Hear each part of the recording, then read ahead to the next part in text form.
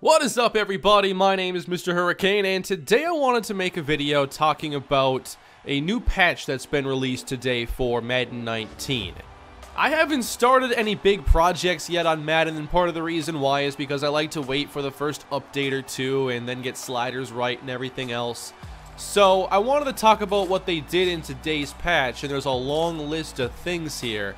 So the key highlights from this are that there is a new hit stick formula, there are less defensive knockouts versus possession catch, and play action pass blocking has an upgrade. There's also a new feature inside of Franchise where off-ball injury banners will show the team and player of who got hurt. So you don't have to go and check the medical center just to find out who got hurt on a play where somebody wasn't involved directly. It's a much needed thing, and it's a nice quality of life deal for us franchise players. But the top of this list talked about a change for the hit stick formula. And in a separate article here, I'll have stuff linked down below for you, the patch notes and everything. But the latest update has changed just how hit stick results are created. So now the formula only uses the defender's hit power rating and the ball carrier's break tackle rating. What's changed here is that strength is no longer part of the equation.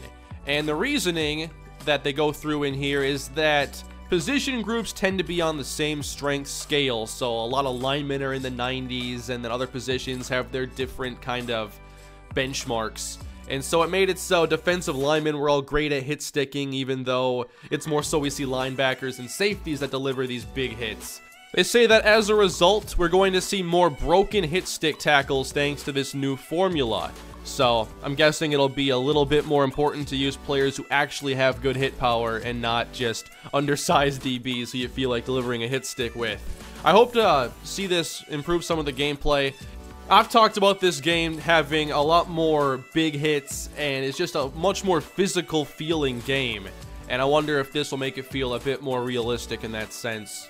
For franchise mode, like I mentioned earlier, we're going to know who is hurt now immediately from the off-ball injuries. They fixed an issue when withdrawing an offer during the re-sign big decision. Fixed a UI layout issue when using the members tab to invite friends to your franchise. Fixed an issue where play call suggestions didn't load after exiting Super Sim. Tuned framing for snapshots when focused on blocked field goals and punts. And tuned snapshot flow at the end of game so wipe correctly hides transition. For MUT, they fixed an issue in solo battles where the game speed was set to slow. They fixed an issue where playbook selected in your lineup wouldn't always be the one brought into your solo battle game. For solo challenges, they fixed an issue where timeouts would go to 0 when restarting a solo battle. And for pack reveals, they fixed an issue where the pack reveals weren't triggering for fantasy packs. A lot of the stuff in here is actually gameplay related, and we'll get to that in the latter part of the article. For visual updates, they fixed an issue causing the inner color ring of the player indicator to remain visible after clicking off to another player. Fixed an issue causing the green user success ripple under the player indicator to flash randomly throughout the game. They did some tuning to better frame the camera during team touchdown celebrations. They enabled statue presentation for Atlanta Falcons during pregame. They tuned multiple cameras that were behind various stadium geometry during post-game tunnel cutscenes, updated helmet and chin strap placement on a variety of players, updated a variety of uniforms, and then they talked about the player lock camera and gathering feedback from the community. This is something I've been talking about now since the game really came out, and I realized that we couldn't have the same player lock camera for, say, playing as a safety in franchise mode specifically. So here's the developer note. In an effort to create more opportunities to make plays on the ball in player lock and franchise player, we've replaced the player lock cameras with our MUT squad's position specific cameras. These cameras balance your player and the ball in frame as much as possible. This will enable you to make better reads on the play as it develops, as well as move on the ball in passing situations. In addition, we've implemented a punt and kick return view for franchise player when you are put in that position for your team, playing as a running back, wide receiver, or defensive secondary role. So it seems this entire thing with the cameras this year has been intentional. And if you're not aware with what I'm talking about the ability to have a player lock camera that sits directly behind the player that you are utilizing. So you are focused on them. You no longer have this all-22 view of the entire field. You are focused on your player. The game becomes far more immersive and, in my opinion, a whole lot more fun when you have that close-up view. And it's a deal breaker for me when it comes to franchise player mode for a bunch of positions. I love to play defense, but not from the view they want you to play from. Yes, I will say, the way that they have implemented the cameras in Madden, it makes it easier. Say if you're playing linebacker and you want to know what players are going to come across the middle and how to get in position. From the view that I like, you don't get that same view, so you need to be more assignment sound, and when players come into your field of view, then you react. You don't just react to players who are 10 yards away from you because you can anticipate anything from the standard Madden camera. I think that with the way they implemented it, yes, it does track the action pretty well, as far as where your player is and where the ball is, even when the ball is away from your player. But I just don't understand why they wouldn't give us more options. This is just something that is mind-boggling to me.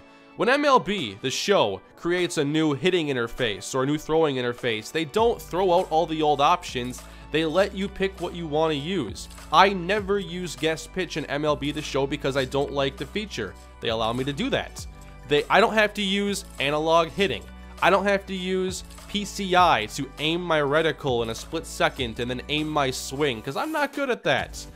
And also, MLB lets you create custom cameras so you can have any perspective you want for the game. And I just don't understand why Madden isn't giving us more options.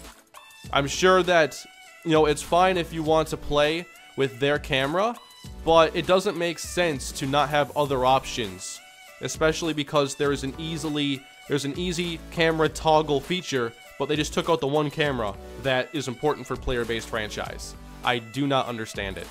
Here's a note to all developers of all games. Do whatever you want as far as default options go. Just give us other options, because you have so many different players that want to do things in different ways. You can have the default be the way you think it should be meant to be played or whatever, but just give us choice. Alright, enough of that. Next up, player likeness updates for the following players. Buckle up.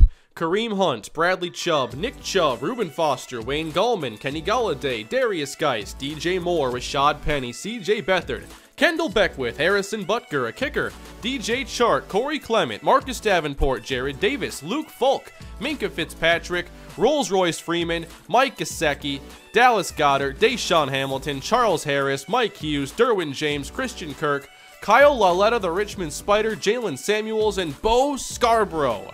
Their likenesses are now in the game. Now to some of the more important stuff because it affects the entirety of the game. Gameplay updates. Catching is up first. Tuning to decrease the frequency of defensive knockouts versus catches, especially versus possession catches. I think it's been a pretty nice breath of fresh air to see some of the drops in traffic and just really honing in on how hard it is sometimes to complete passes in the game of football. So I haven't gotten a chance to play on this patch a lot yet, so I'm not sure how this tuning is balanced, if it's an overcorrection or not, but I'm just here to let you know what was addressed. Fixed an issue causing defensive knockouts to occur on receivers after they have already gone to the ground, resulting in incorrect, incomplete pass rulings. I've seen some clips of this happening, and I'm glad it never happened to me. Tuning to remove defensive knockouts on sideline catches, resulting in incorrect catch rulings. Tuning to decrease the frequency of defenders jumping to swat or catch passes intended for receivers who are behind them. Fixed an issue causing defenders to sometimes hurdle over balls on the ground that had been fumbled. Fixed a rare issue causing players to disappear from a catch interaction. Added functionality for users to break receivers and defenders out of catch-drop animations so they can get back into the play quicker. Fixed an issue causing halfbacks to run backwards after making a short catch when facing the quarterback. Some of this stuff I have not seen before, but a lot of it sounds very frustrating. Next up, we have some real player motion. Fixed an issue causing quarterbacks to use hot route animations when sending a receiver in motion. Fixed an issue causing quarterbacks to sometimes use hot route animations when using fake snap. Fixed a rare issue where the play would not be blown dead when the ball carrier used the give up mechanic. including QB slides. Added functionality to break out of play-action pass rollouts early after the fake handoff. This can be used by giving inputs on the left stick towards any direction and or pressing the right trigger or R2. Fixed an issue in single back ace halfback slam motion that caused the quarterback to hand the ball off with the wrong hand. Fixed an issue causing the halfback to miss the toss when using pistol weak eye flex power option and gun open flex halfback toss. Fixed an issue causing left-handed quarterbacks to sometimes turn around and look behind them when inside the pocket. Tuning to hit sticks to increase the frequency of broken tackles versus hit stick attempts. In the article note, it does mention that there's a bit more to the hit stick formula. It's the hit power rating versus ball carrier's break tackle rating, but it's also modified by weight and momentum. And that all makes sense to me. I like that. For blocking, upgraded block targeting and behavior for play action pass blocking, which I think is pretty important because play action passing is pretty stressful. Tuning to slightly decrease early block sheds versus the run game on only all Madden difficulty in simulation and competitive game styles. Here is the developer note. Because rushing yards per carry is currently below our target range on all Madden, we have slightly decreased the frequency of early block sheds on all Madden by tuning them a little bit more towards the values used on all Pro, where rushing yards per carry is within our target range. So I'm guessing this will definitely impact those of you already using sliders. Fixed issues causing tight ends to remain frozen at the line when they had no defender to block when in a pass blocking assignment. Tuning to increase the effectiveness of the Ultimate Team ability Secure Pass Blocker. This will now be an additive timer the defender must wait before attempting a shed move. It will be added onto the base wait time, which is determined by the defender's pass rush rating currently being used, power move or finesse move. Still some more stuff in here. For post play, they have fixed some cases of players remaining frozen on the ground when trying to get up after the play is over. Fixed some issues causing the ball to get stuck to players' forearms after getting up off the ground. Fixed an issue causing defenders to continue playing a tackle animation after the ball carrier had branched out of the interaction. Fixed an issue causing receivers to run off the field and into the edge wall before celebrating when the user has not taken control of them during a touchdown catch. Fixed some issues causing players to run off the field after getting up when the play is over. And tuning to decrease the frequency of small moment celebrations after the play is over, which will also improve post-play player avoidance. For pre-play, they have fixed an issue causing receiver icons to flip when using an audible to a new formation or from a run to a pass within the same formation. Fixed an issue causing halfbacks and tight ends to not show receiver icons after hot routing them to pass block and then back to a route. Fixed various cases of defenders lining up on top of each other in pre-snap, tuning to make defender movement after breaking the huddle smoother. Fixed an issue causing offensive and or defensive linemen to align incorrectly when using no huddle, tuning to speed up defenders when covering a receiver in motion in pre-play. Fixed an issue causing a broken play when using an audible from fake punt pass to fake punt fullback off tackle. That one's very specific. Commentary updates, new content from the commentary team of Brandon Godden and Charles Davis, and they fixed an issue where the commentators reference kicking off from San Diego when we're actually in Carson. One more section here and then I'll wrap up with some thoughts. PC updates. For those of you on the PC, how are you enjoying the experience so far? I'm just wondering. But for the PC fixes, they fixed an issue that would cause some resolutions to display the uniform preview model in the wrong location. An issue that sometimes caused audio to cut off during gameplay. An issue that sometimes prevented the pause menu from being opened when both peripheral types were connected. An issue that sometimes caused keyboard and mouse inputs to display even when the primary input was a controller. That sounds hilarious. An issue that sometimes caused the keyboard icon to display within Team Select when using a controller. An issue in online head-to-head that sometimes caused users to get kicked back to the main menu after selecting Quick Match. An issue in Franchise that would cause positions to be hidden until a user scrolls through the entire list. An issue that sometimes disabled mouse click functionality after exiting exhibition mode. An issue that sometimes caused mouse clicks to not function in the pause menu. An issue that prevented mouse clicks from functioning properly on some grid-based menus. An issue that prevented the hyphen and apostrophe keys from functioning when editing a player's name. An issue that prevented the MUT card reveal sequence from playing when using the mouse. And finally, an issue that would sometimes cause MUT solo challenge goals from displaying properly. And those are the full patch notes in the update today on Madden 19. This is the August title update, and I'm guessing it's available now on all platforms. I was able to download it very early this morning on the PS4 version, and the gameplay in this video is all post-patch gameplay. And I also made all the sliders default, so this is just a new fresh game with the new patch. Overall, I'm pretty happy that this was such a large title update, especially so early after launch. I like that they have been tuning things with hit sticks, and I also like that we're now going to know who gets hurt for off-ball injuries. I think that a lot of the stuff here was good, but it is very disappointing to not see anything regarding like just CPU AI, whether it be quarterback or ball carrier, the two biggest problems with the player versus computer experience right now.